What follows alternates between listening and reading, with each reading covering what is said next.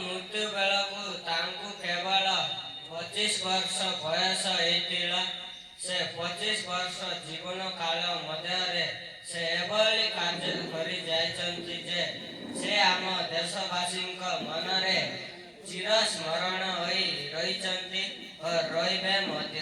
आज होछि तांकर 150तम जन्म वार्षिक। एई अवसर रे आमर एई विराट सभा पीएपी आयोजित होइछि। वर्तमान मु आम अतिथि मानक मंच उपरे आह्वान करिबाकु चाहे। आम प्रथम अतिथि हेउचन्ति आम ग्रामर अवसर प्राप्ति शिक्षक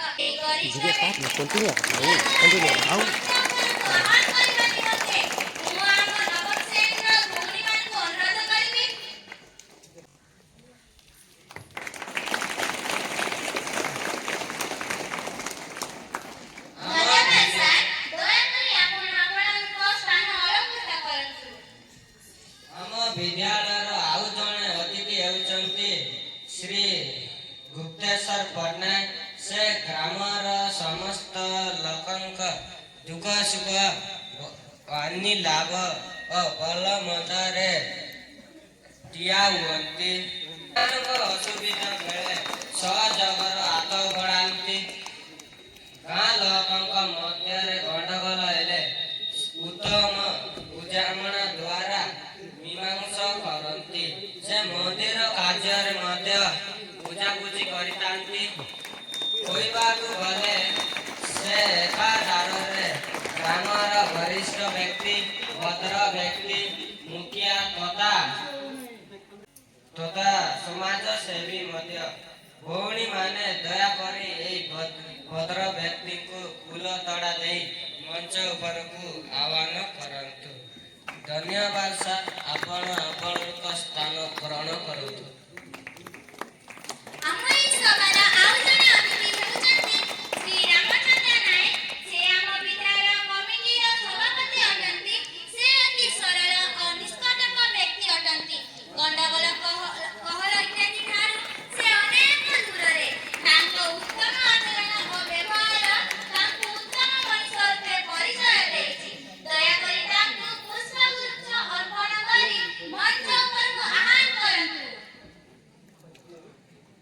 आजिकार आम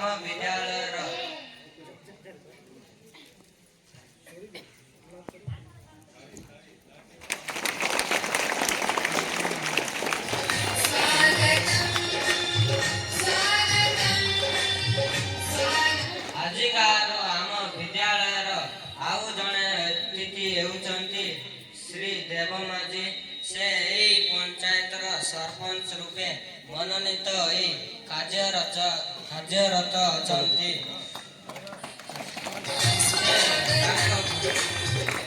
से तांको अधीनस्थ ग्राम गुड़िकर उन्नति पाई सबुबेले चिंतित थांती और अनेक उन्नतिमूलक कार्य करी सुनाम अर्जन करिसंति। या छड़ा से आम विद्यालय पुराना छात्र मध्य अटंती। ता माने आम मानक बड़ भाई अटंती। सतरे आम बड़ भाई को अतिथि रूपे पाई आमे गर्वित। भौणी माने दया करी आम बड़ भाई को फूल कड़ा दे मंच ऊपर को आमंत्रण करंतु।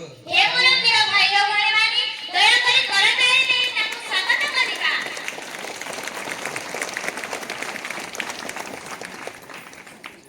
वर्तमान मु स्वागत करिबी आम अन्यतम महिला अतिथि श्रीमती श्रीदेवी भट्टराजको। से हेउचन्ति आम अंचलर समिति सभ्य। से तांकर समस्त दायित्व सुचारू रूपे तुले थांती। आम विद्यालयर विभिन्न कार्यक्रम रे सक्रिय अंशग्रहण करिथांती। भौणी माने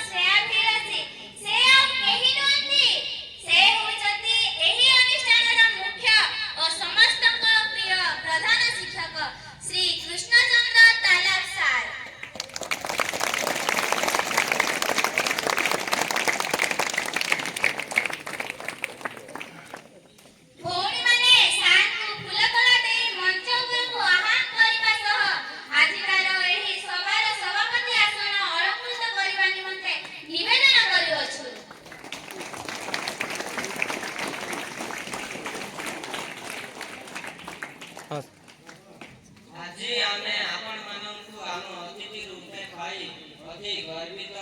ତତ୍ସହିତ ଆମ ଅଭିଭାବକମାନଙ୍କୁ ଆମ ବିଦ୍ୟାଳୟର ପାର୍ଟନର ରୂପେ ଦେଖି ଅତି ଆନନ୍ଦିତ। ଏହି ଶୁଭ ଅବସରରେ ମୁଁ କହିବାକୁ ଚାହେଁ ଯେ ଆମ ବିଦ୍ୟାଳୟର ଶିକ୍ଷାରତ ପ୍ରତ୍ୟେକଟି ଶିକ୍ଷାର୍ଥୀ ଭାଗ୍ୟବାନ ଅଟନ୍ତି। କାରଣ ଆମ ବିଦ୍ୟାଳୟର ସମସ୍ତ ଶିକ୍ଷକ ଶିକ୍ଷୟିତ୍ରୀ ଛାତ୍ରବତ୍ସଳ, ବିଜ୍ଞ, କର୍ତ୍ତବ୍ୟନିଷ୍ଠ, ସମୟାନୁବର୍ତ୍ତୀ ତଥା ନିୟମାନୁବର୍ତ୍ତୀ ଅଟନ୍ତି। ସେମାନେ ଆମକୁ କେବଳ ପାଠ ଶିଖାନ୍ତି ତାହା ନୁହେଁ, ଅନେକ ଭଲ କଥା ଶିଖାଇ ଭଲ ମଣିଷ ରୂପେ ଗଢ଼ିବାର ପ୍ରୟାସ ମଧ୍ୟ ଜାରି ରଖିଛନ୍ତି। ଏଭଳି ବିଦ୍ୟାଳୟ ତଥା ଶିକ୍ଷକ ଶିକ୍ଷୟିତ୍ରୀଙ୍କ ପାଇଁ ଆମ ଜୀବନ ଧନ୍ୟ